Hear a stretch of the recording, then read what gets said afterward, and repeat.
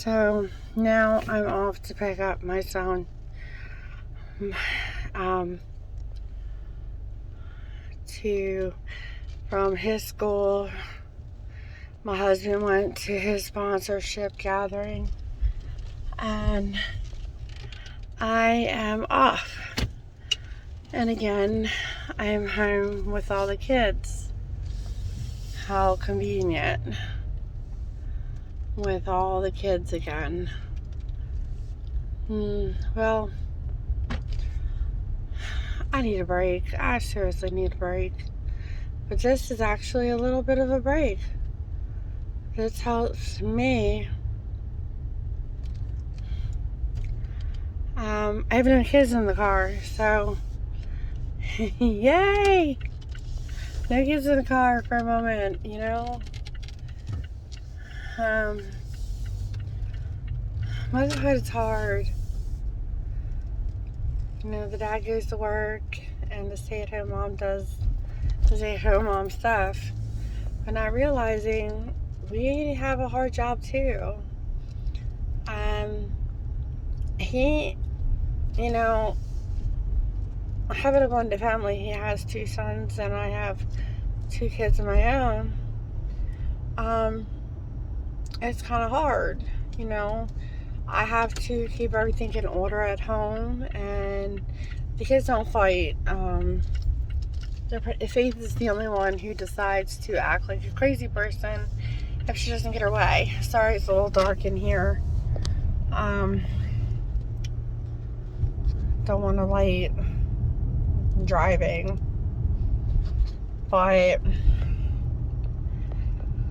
I'm exhausted. I'm ready to climb in the tub, but I want to put Faith to bed no later than 9 o'clock because that child needs her beauty sleep. If that child is not in bed at a certain time, she wakes up early. She used to be my sleeper, but that's when she slept with me. You know, when I lived with my parents, she slept with me, and when I would sleep in, she would sleep in. Even when she was an infant, you know, she would sleep until 10:30, but she wouldn't go to bed until 12:30. She would wake up for 1 feeding, maybe 2, and sleep until 10:30. But then my oldest would wake up at 6 o'clock in the morning. So I got no sleep. I felt as if, I'm like, yay, I can sleep in. Yay, no, you can't. There's no sleeping in for you. Joke's on you. So I'm like, okay. So I wake up with the youngest and get them, and I napped as much as I can, and my parents were there for me, but I always checked on her. I'm like, what's wrong with her, you know? She slept. She was a good sleeper, and she still is, but she sleeps better when she's with me. And my oldest is always, since he was an infant, very independent. When he was sick, even at 7-8 months, I remember he'd be sick, running temperature because he teethed or something, or he wasn't feeling good. He was sleeping bad with me and my ex-husband, and then when he would wake up, and I'm thinking, oh, he wants a bottle or whatnot. No, he wanted to go in his crib. But it was so funny. The first 3 months, he didn't want to sleep in his crib. He didn't want to sleep he slept in his car seat. Okay, sleep in a car seat. And then my youngest didn't sleep anywhere else but in my arms for 3 months. So for 3 months, I didn't sleep because I was afraid, because it was on the edge they weren't on the edge, but I was on the side of the bed. She slept in my arms, and and I couldn't have her on the other side because my ex-husband, he swung in his sleep, so I didn't want the baby to get hit. So Faith was it, but she wouldn't sleep in anything. I got her this bouncy chair. Nope. I got a bassinet finally. I would have to roll up to. They tell you to do certain things. Don't do this, don't do that. And I go old-fashioned way. I did a lot of old-fashioned things that my mom and my grandmother used to do. Lay them on their stomach and things like that. There is something wrong with your child. I feel that if they cannot move their mouth, if they feel like they can't breathe, an infant knows to move their mouth, to move their head. And something is wrong with that child if they can't do it. That's why I feel that a lot of times they went a little too crazy with that, just like the peanut allergy thing. Everybody's allergic to everything. My kids ain't. Some medications, but I was feeding my kids peanut butter at 8 months old. They were eating at 6. But anyway, when my youngest, I rolled up blankets, and she didn't like being, her arms swaddled in her blanket. She always found a way, Infinite always found a way outside of it. So what I did is rolled up blankets, put it beside her, wrapped her up really good, and put it in tuck. She had to feel secure. Like, I think during my pregnancy, due to the fact that my ex-husband was still in active addiction for a while, and he was violent. He almost got violent with me when I was pregnant. He did a few times by slamming on the brakes. So that's a scary thing for me right now. If anybody slams on the brakes, I freak out. But I try to keep my calm and collectiveness so I wouldn't upset Faith when I was pregnant. But I guess she still felt the tension, even though I tried to stay as calm as I could and tried to do the best I could. She came out very attached to me, and not a lot of people she liked. Like, they see, I could have handed him off to a stranger and he would have been fine. Like, he went with my aunt and just perfectly fine. Went with, and Faith cried, and my Uncle Ted coddled her, and she finally went to sleep, and she slept in his arms the whole entire night. Every time he went to put her down, she started to cry. So my Uncle Ted slept with her, and he was really good with her. My Uncle Ted's good. They're good with kids. And everybody's my godmother. And so my Faith, she didn't like anybody. She went with my mom, was fine. My dad was iffy. Kevin, she knew he was his father, but she remembers some things that happened. So she has some trauma from it. My oldest one, even though she knows there has been abuse between him and I, she still craves her father's attention. I understand that, because I did. I remember my mom being in an abusive relationship with my biological father too.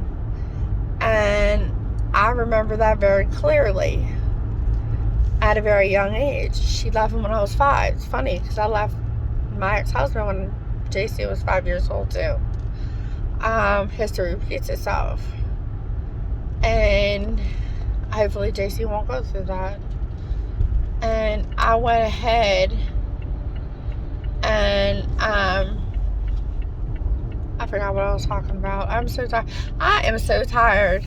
Like, I'm ready to take a bath and do a facial scrub, facial mask, and just enjoy the moment, I'm thinking, but by the time I put faith in it, I'll be too tired.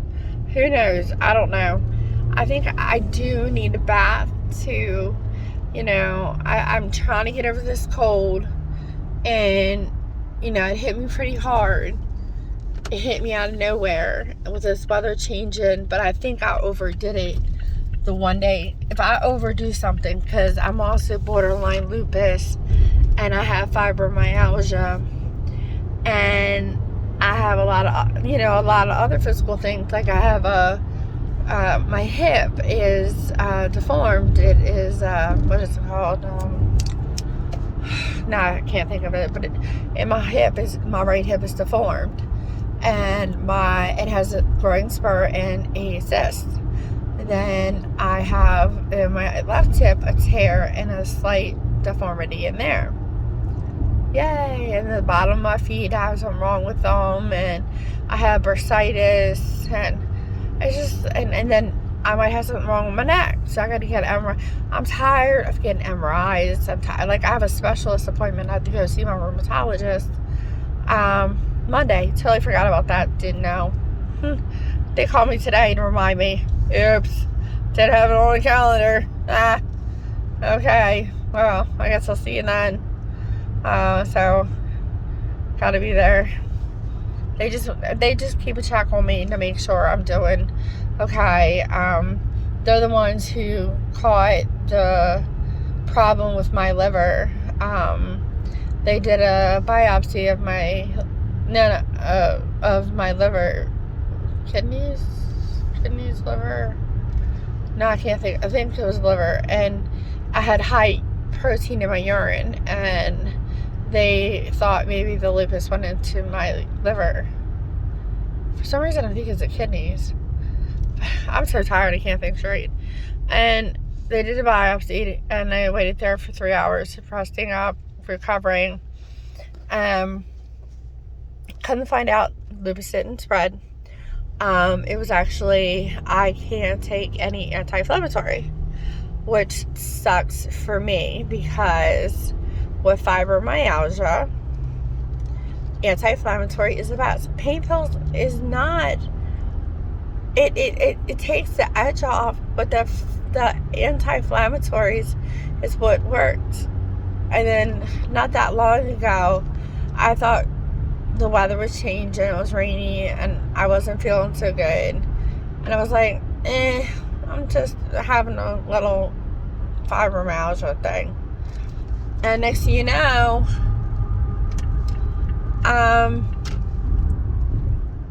I had a flare-up. So I had to go to the doctors to get a steroid packet to help me with the flare-up. And that's what I need to do. I have to go get a steroid packet, and by the 4th day I'm better. But the pain is so crazy and so ridiculous. It's like no one can touch my skin, and it's just, I'm in awful pain. Well, then on Sunday, Monday I was supposed to go to my mom's house, help do her laundry, because she got hip replacements on. I was gonna help her do her laundry, but then I got sick, and I think I overdid it on Sunday, and the weather changing. But then it made me so exhausted. I didn't have a voice. Ugh. And my husband was great. He fixed dinner the 2 nights in a row. They might have been simple meals, but he cooked after a hard day's work. He does pluck my nerve sometimes, and I'm sure I pluck his nerve. I came to him and told him, I came with warning labels, red blinking lights, yellow tape around me, warning signs, telling him I'm one crazy off-kiltered person. Let me tell you, I am who I am. I don't try to be anybody else. I don't want to be anybody else. I am who I am, and that's that. I've learned to accept myself, because Who else? I didn't put on this front when I started dating him. I didn't put on no, you know, this type of person, this fake person, and then in the end he just says, wham, there she is. No, I was me. He saw it, and he still held on. And it was crazy because with me just coming off the street and being as street talk as I was, I'm better now. I'm learning how to say words in the proper way of English. I still struggle, very much so.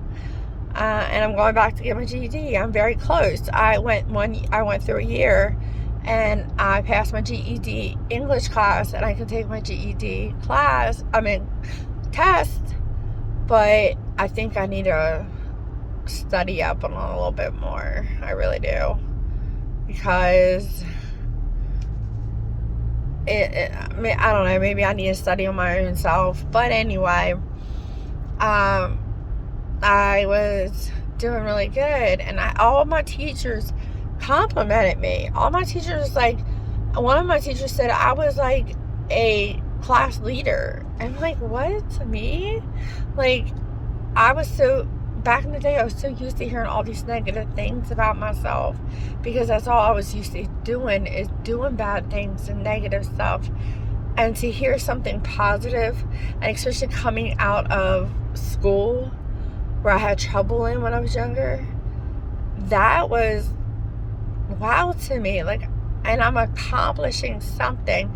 I'm following through with something that I never did before. I started but never followed through. I never got this far. And all my teachers love me. So, you know what? And that's what I'm doing. I have a goal to go. I have a faraway goal. My one goal is to get my GED. I'm focused on that. My faraway goal is college. I want to work in medical insurance. I know that might seem crazy to some people. I may not be able to do a lot of other stuff, but when it comes to medical insurance, I love it, understand it, get it, and I love to learn more about it. It is so fascinating to me. I had to learn on my own about my own insurance and things like that, because it was hard, because I'm disabled, and going through Social Security, social services, and learning. I can run circles around these people in social services. Like, they always had to go back to their supervisor. I'm like, see, I told you. They'll come back and say the same thing I said. I'm like, I just told you that. I just now told you that. Like, I know your job better than you. You know, and it's sad. It's sad that you get all these new people in there, and they don't know shit from nothing. And I know their job.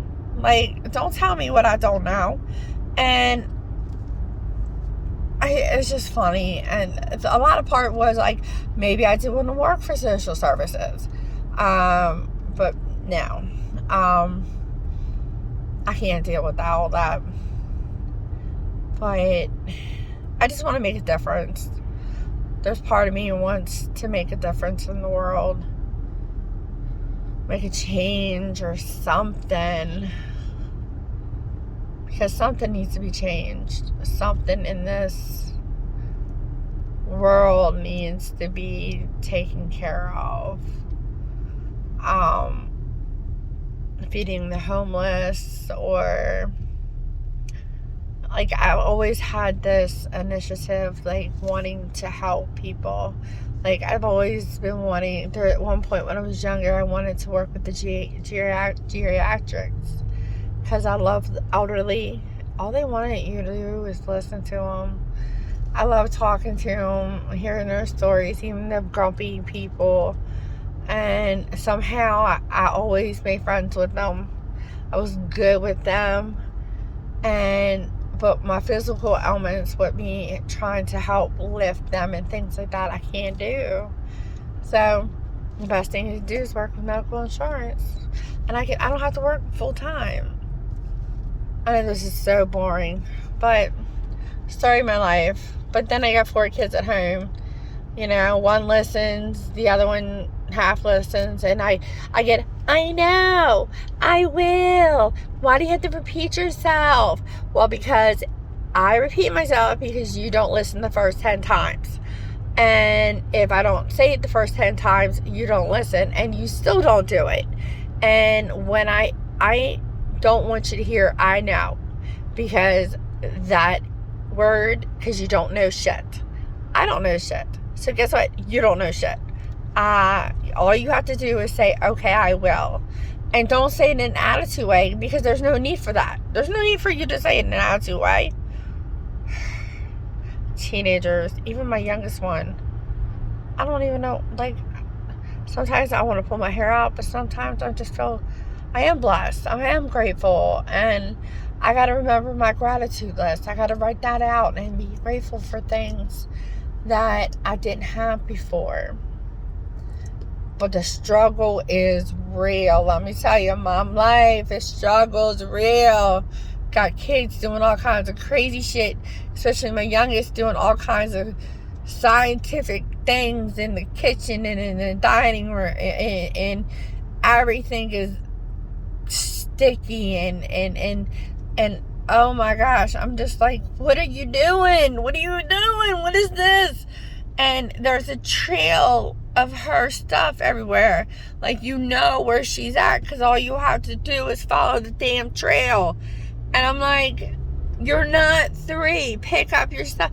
I will. No, I won't. I don't want to hear I will. Do it now. Then you get an attitude. Oh, Jesus Christ. I'm done. I can't do it no more. Well, I'm almost there to pick up my son. Thank you for hearing me vent. It's just nice to be able to vent and talk. Even though if you listen to me or not, because I can be boring as shit, or I can be exciting as hell, depending on the day. I can be wound up, goofy as shit, and just off the chain and tell you all kinds of crazy shit. But this is me today, and I'm really thinking about that bath. I'm like really thinking about that bath. So, but I might put my lizards in the bath instead. So I'm about here to pick up my son. My son goes to a Harvard Tech school. He did well. I gotta find the entrance. This is the entrance. Is that a one-way? Okay, that's not the way I want. Oh, I don't want cars behind me thinking I'm crazy because I just stopped in the middle of the road. I'll turn this way. But anyway, peace out. Have a good night. Bye, y'all.